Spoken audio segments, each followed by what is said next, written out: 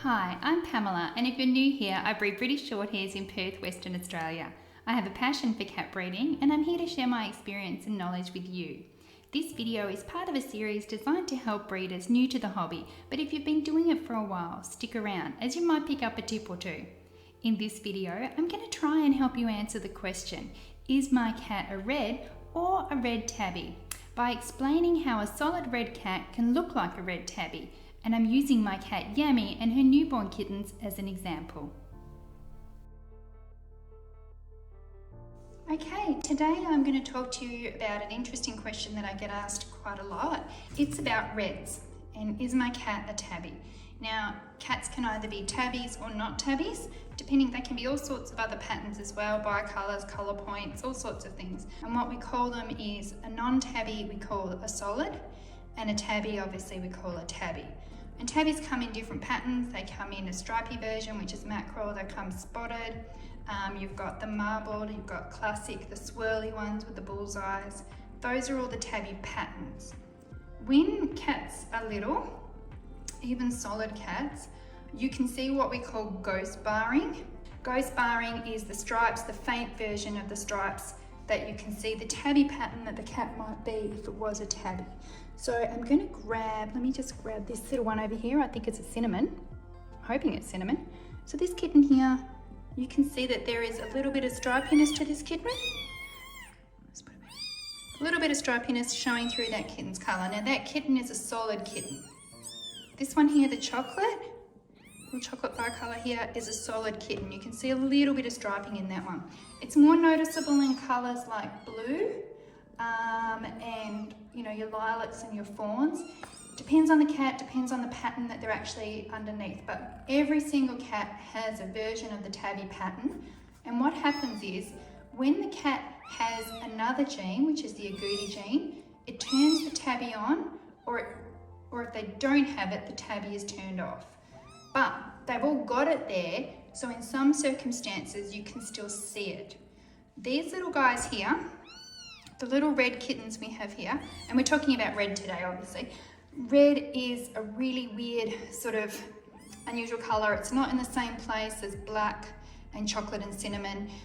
It's on the, it's sex linked, it depends on whether it's a male or a female. There's a whole heap of other really weird stuff to do with red, which I'll go into on another day. But what I want to talk about today is how to tell whether you've got a red solid cat or a red tabby cat. And this comes up a lot at shows. You'll have people who have a red cat that's very, very stripy, and everyone assumes it's a tabby, and it turns out that it's not. But I've often had people say to me, look at this cat, there's no denying it's a tabby, it looks like a tabby, it's so much of a tabby, it has to be a tabby because it's red. Or cream is the dilute version of red. But what I want to show you today, and I'm using Yamaica as the example because she's a pretty good example of this. Now, I don't breed red cats as a rule. I've bred a lot of colours, but I've only had red recently thanks to Yamaica. And I don't specialise in it in any way, shape or form. So when I have it, I haven't done any selection. I haven't said, oh, this kitten is less stripy or more stripy than another kitten in order to choose the one that's going to give me a less or more stripy kitten going forward.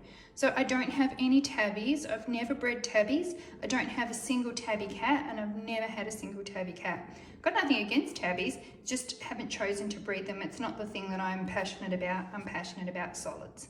So Yamaica is a solid cat, but you'll notice that here, Yammy, she has stripy M's on her forehead. If she wasn't a bicolour, or if her white didn't come up the middle here, she would have, good girl, she would have quite strong M markings there. And the M markings are part of the tabby pattern. If you have a look down on this part of her here, this is her leg. Look how stripy that is. That looks like a full tabby pattern. So her red patches on her body, and she's a cinnamon tortie and white, her red patches scream tabby. These are her little red bicolour kittens. Just move this one into camera a little better. And you can see stripe, stripe, stripe, stripe, stripe. They look like, when they grow up, they're going to look like tabbies. I guarantee you they're going to be stripy for life. It's not going to go away. It just is what it is. The other babies you can see faint striping and that'll disappear as they get older. But here's a really good way to tell the difference, a good way to explain what happens with red versus red tabby. Because there's a lot of information on the internet and you might see pictures of cats and it gets a bit confusing. But here's the thing, I'm just going to smooth her fur down. She's a bit out of shape because she's had babies. Okay, so this area of her body, stripe, stripe, stripe, stripe, stripe. Her solid area is just colour. There's no stripes there. There's no stripes in this area around her face. See that area around her eyes? If she was a tabby, that'd be exactly where her eyeliner markings would be. She would have markings coming back from her eyes, sweeping back across her face, which you will see in a tabby. She doesn't have them. They're not there. The reason they're not there is because the bits of her body that are showing her cinnamon colour are not tabby. So if the cinnamon parts aren't tabby, the red bits can't be tabby. You can't have a cat that's genetically solid and tabby in the same cat. You can only have one or the other. Yamaica, I know I've DNA tested Yamaica in full. Yamaica doesn't have the agouti gene. There's no way she can be a tabby. Now these kittens are from a solid lilac and white male, who is clearly a solid lilac and white male. So these kittens are not tabby. These kittens are red, but they're not red tabbies. They will grow up and they will look like red tabbies. Just like Yamaica has the stripes here, they will have the stripes. Just like she has the stripes here, they will have the stripes. See this bit on her paw even over here? Stripy. See this bit on her paw? No stripes. So within this one cat, you can see what I'm saying about the fact that red tabbies and red cats can be really confusing because they will both look stripy. And the only way to really be sure of what you've got is to do a DNA test. You can be 99.999% correct because you can judge from the parents. If you have two solid parents and one of them might be a solid tortie, and a solid tortie will really look like a solid tortie. It'll be a cat that's all over the same colour without any stripes. But she's a really good example to look at because of the white. The white makes her colour form in clumps, as opposed to a normal tortie who's completely mingled. So she's a really good example to look at. So from her, I know, yep, she's definitely solid because she's got these solid patches of colour. Good girl. I know from her DNA she's solid. I know the father is solid. So there's no way these little red kittens will be tabbies. But as they grow up, because of the way the pigment is created in a red cat, that ghost barring, that ghost marking will show through the colour of their coat, and it'll probably show through for the rest of their life. When you go to a show and you know you've got a cat that is a stripy kitten, like these ones are stripy, or you make a stripy here, and the judge chooses to outclass you because your cat's entered as a red, that just is what it is. Sometimes cats aren't, they can be the best version of everything else, but they can just have something about them that isn't the best version of that thing.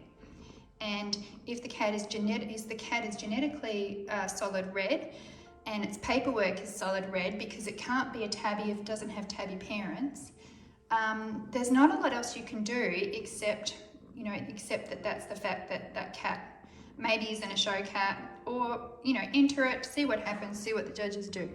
But we all solid breeders will understand that they have tabby patterns. Yes. Come on. You will have the stripies, like this little kitten's stripy, but genetically he's no more a tabby than this guy. They're both solids. It's just the ghost marking showing through. And thank you, Yammy. So Yammy's a really good example of stripy but solid red, because this bit here is solid. I hope that helps explain it a little better. Red is a really complex thing. It's hard to understand. If it's not your focus, it can be a bit confusing. I think it's something that you need to look at it for a while, and then one day it's just going to click for you. So hopefully, if you're breeding reds and torties, hopefully that helps. You can see the stripes on this little kitten's tail. Really stripy tail. That's really common. That's a sign of the ghost barring as well, and that will hopefully fade out as he gets a bit older. But you can still see this guy over here has a stripy tail too, with a little white cute tip. This one, they're both solids, but they've both got the ghost barring. It's just that the red one will probably always have that ghost barring. There we go. And I hope you've enjoyed that little video, a little bit of an explanation, a little bit of what to look for. Yamaica's been a really good girl. Yammy. She's such a good mum. If you've enjoyed the video, please feel free to watch my other videos, give me a like, and definitely subscribe, because I will be producing more content for you to watch and learn a little bit more about cat breeding for new people, for everybody, for anybody who's interested in cats in general.